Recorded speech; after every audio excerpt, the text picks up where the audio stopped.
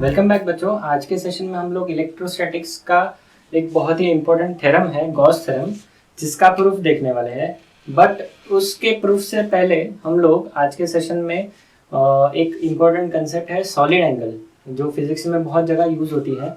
तो वो पहले क्या है ये पढ़ेंगे, उससे रिलेटेड कुछ इंपॉर्टेंट चीज़ें समझेंगे and then we will go to the proof of Gauss theorem.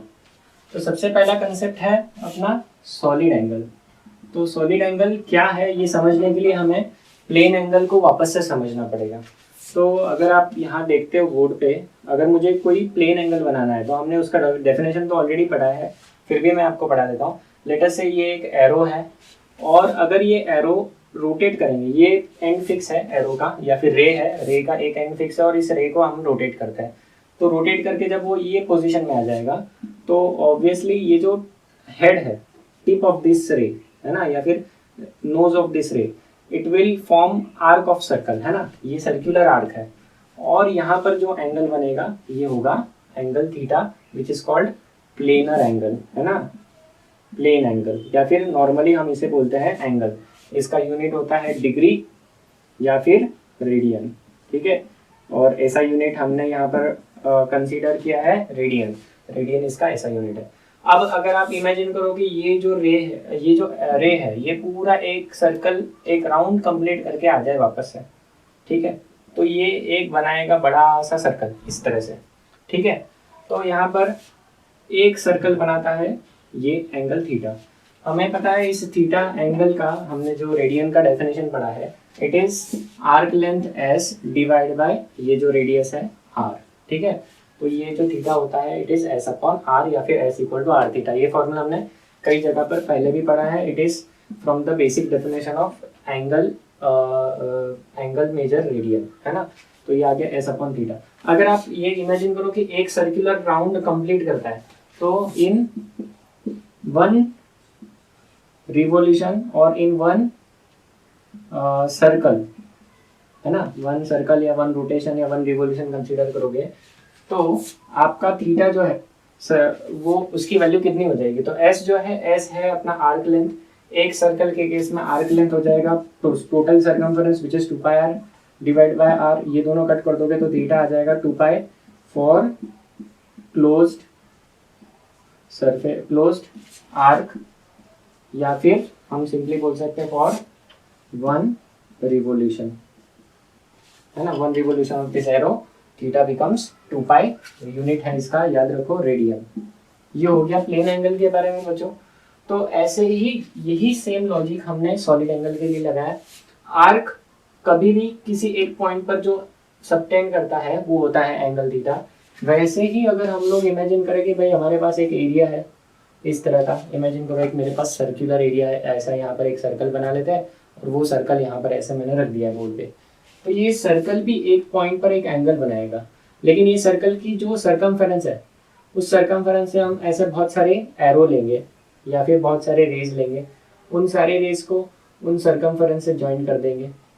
और जब हम ये काम करेंगे तो हमें एक 3 डायमेंशनल एंगल मिलेगा। देखो इमेजिन करो ये वो सर्कल है ना। तो यहाँ से एक रे, यहाँ से एक रे, ये सारे रेज यहाँ पर इमेजिन करो कि इसका एक्सपेरिमेंट भी आप घर पे कर सकते हो। एक सर्कुलर कार्डबोर्ड कट करो, उसके पेरीफेरी पे आपको छोटे छोटे होल्स बनाने हैं और उन होल्स से आपको थ्रेड कनेक्ट करने हैं, ठीक है। ऐसे लेटर से 10-12 थ्रेड से आपने वो अलग अलग पॉइंट्स पर कनेक्ट कर दिए और उन सारे पॉइंट्स थ्रेड्स को एक पॉइंट पर ऐसे पकड़ लो। तो जैसे ही आप उसको खींचोगे तो वो थ्रेड्स इस तरह का स्ट्रक्चर बनाएंगे। It will be similar to a cone, ice cream cone जो होता है उस तरह का वो स्ट्रक्चर बनता है। और वहां पर जो एंगल बनता है उन सारे थ्रेड्स के बीच में, ये इस तरह का 3 डायमेंशनल एंगल, इस तरह का एंगल लाइक दिस। तो इस एंगल को हम लोग बोलते हैं सॉलिड एंगल ओमेगा, है ना। और इसका यूनिट होता है स्टेरेडियन, ऐसा लिखते हैं हम लोग इसका यूनिट। तो ये जो ओमेगा है सेम लॉजिक से डिफाइन होता है।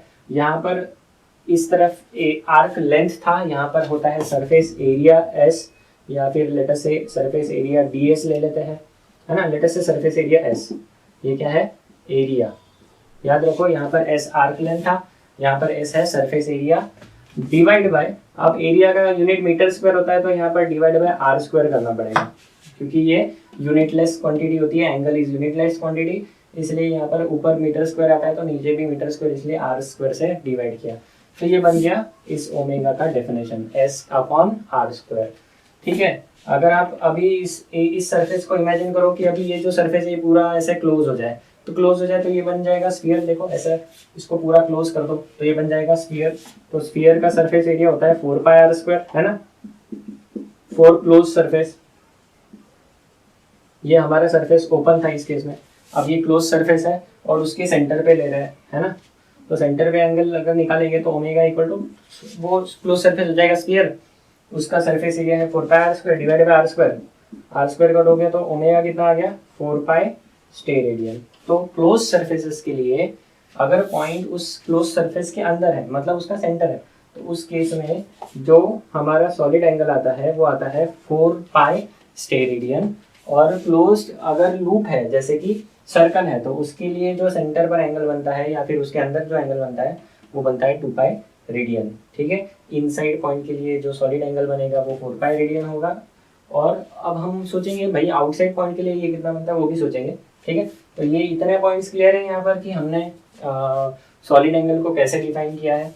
अब हर बार ये जो इस तरह का सिस्टम है, ये जो सरफेस एरिया ये हमेशा इस रेडियस को इस तरह से नहीं होगा। इमेजिन करो कि ये जो कोन है, कोन का एग्जैक्ट बीच में से जो लाइन जाएगी वो इस सरफेस को परपेंडिकुलर होगी। देखो ये सरफेस है और कोन के सेंटर से जाने वाली लाइन उसको परपेंडिकुलर होगी, लेकिन हर बार ऐसा ज़रूरी नहीं है।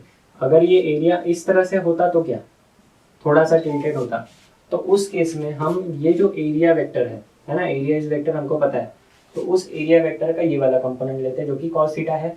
तो एस की जगह हम लिखते हैं एस इंटू कॉस थीटा। क्या लिखते हैं हम लोग, एस की जगह लिखते हैं एस कॉस थीटा। अगर एरिया को ए लिखा है तो ए कॉस थीटा, एस लिखा है तो एस कॉस थीटा। हम लोग एस लेके चलेंगे तो यहाँ पर हो गया omega equal to S cos theta upon R square. ठीक है, ये आपको जनरल फॉर्मूला याद रखना है, आप ये फॉर्मूले नोट डाउन कर सकते हो। तो फॉर्मूला में cos थीटा क्यों आया, अगर एरिया इस तरह से टिल्टेड है तो उस केस में हमें क्या करना है, उसका कंपोनेंट लेना है एरिया का, which is cos theta component. अब बच्चों हम लोग पढ़ेंगे Gauss theorem.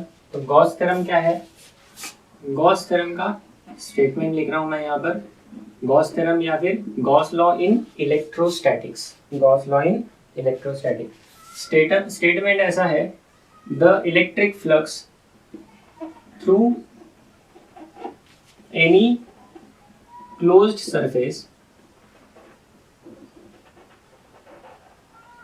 the electric flux through any closed surface is equal to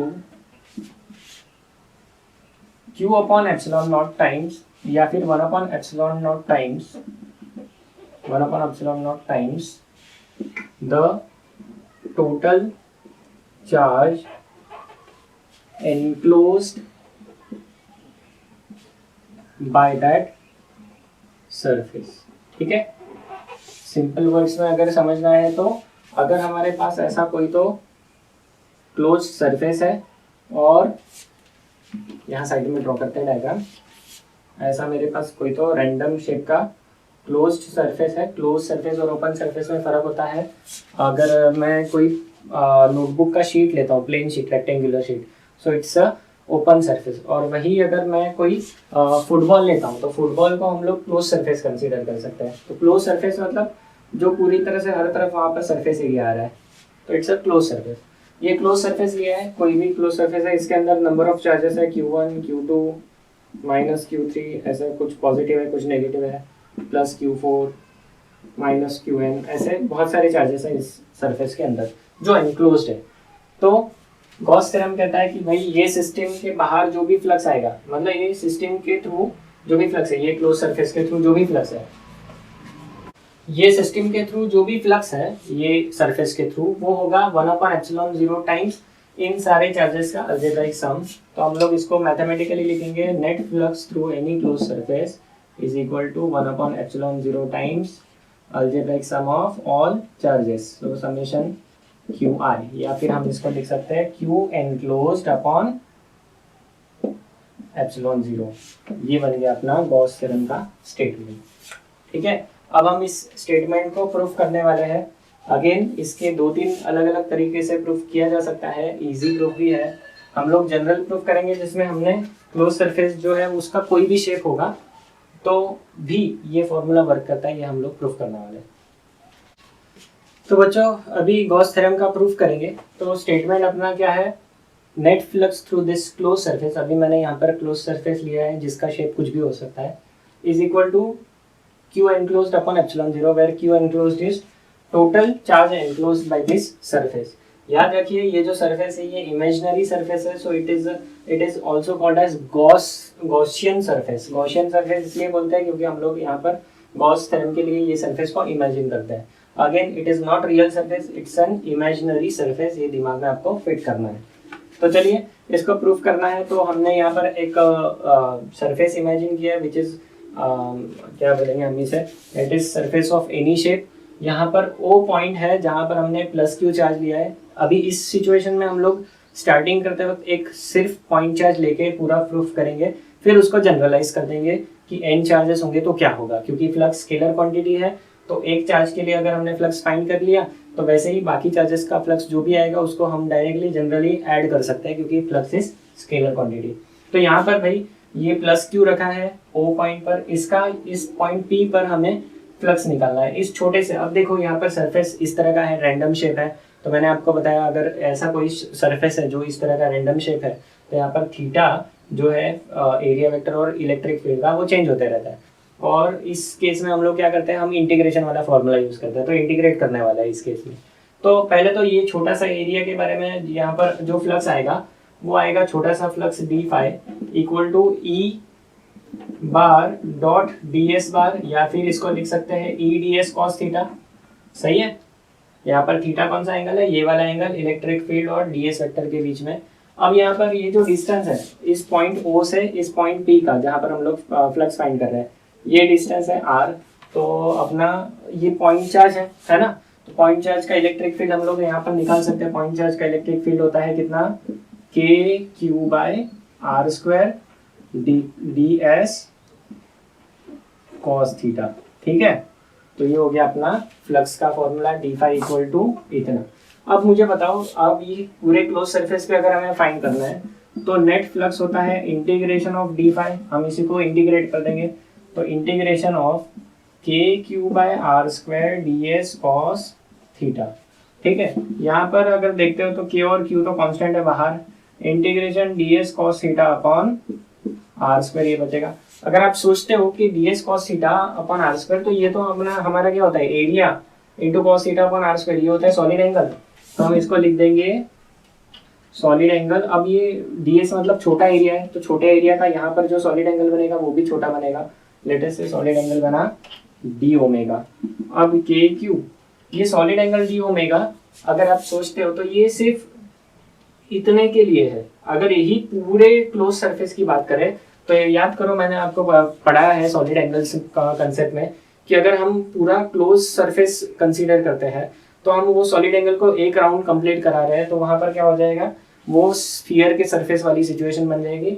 और वहां पर solid angle over closed surface जो हमने निकाला था वो वैल्यू आती है 4 पाई स्टेरेडियन। तो अगर आप इसको देखते हो k का वैल्यू डाल देते हैं, k की वैल्यू है 1/4 pi epsilon naught q into 4 pi. यहाँ पर मैं रीजन लिख रहा हूँ सिंस k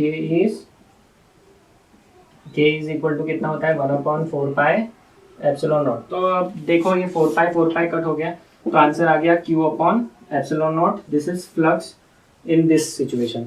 अब सोचो यहाँ पर दो चार्जेस होते, दूसरा कोई q चार्ज ले लो तो सेम आंसर आता उसके लिए। q, ये q1 है तो वो q2 अपॉन एप्सिलॉन नॉट होता, वो फ्लक्स होता 2, फ्लक्स नंबर 2। अब हमें पता है कि फ्लक्स इज स्केलर, तो वो सारे फ्लक्स को ऐड कर देना है। सो इन जनरल क्या लिख सकते हैं, इन जनरल हम लोग लिख सकते हैं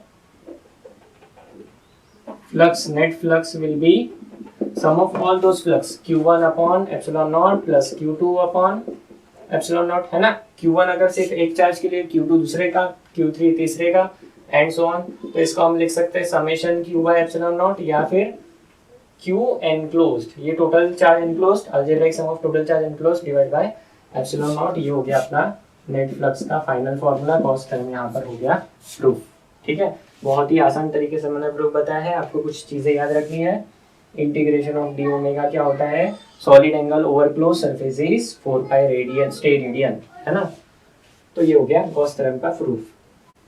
तो बच्चों, अगर आपको मेरे वीडियोस पसंद आते हैं तो ये कंटेंट आप दूसरे भी फ्रेंड्स को शेयर कर सकते हैं। आपके जो फ्रेंड पढ़ना चाहते हैं उनको ये वीडियो शेयर करिए, जिससे उनको भी एग्ज़ाम में हेल्प मिलेगी। मेरे चैनल पर सारे एग्ज़ाम्स के क्वेश्चंस हम सॉल्व करके उसके सॉल्यूशंस भी डालते रहते हैं, प्लस फिज़िक्स के कंसेप्ट भी मैं वहाँ पर फ्री में पढ़ाता हूँ। तो इस चैनल को सब्सक्राइब करिए, वीडियो को लाइक करिए और आपके फ्रेंड्स के साथ इस वीडियो को शेयर करिए। Thank you.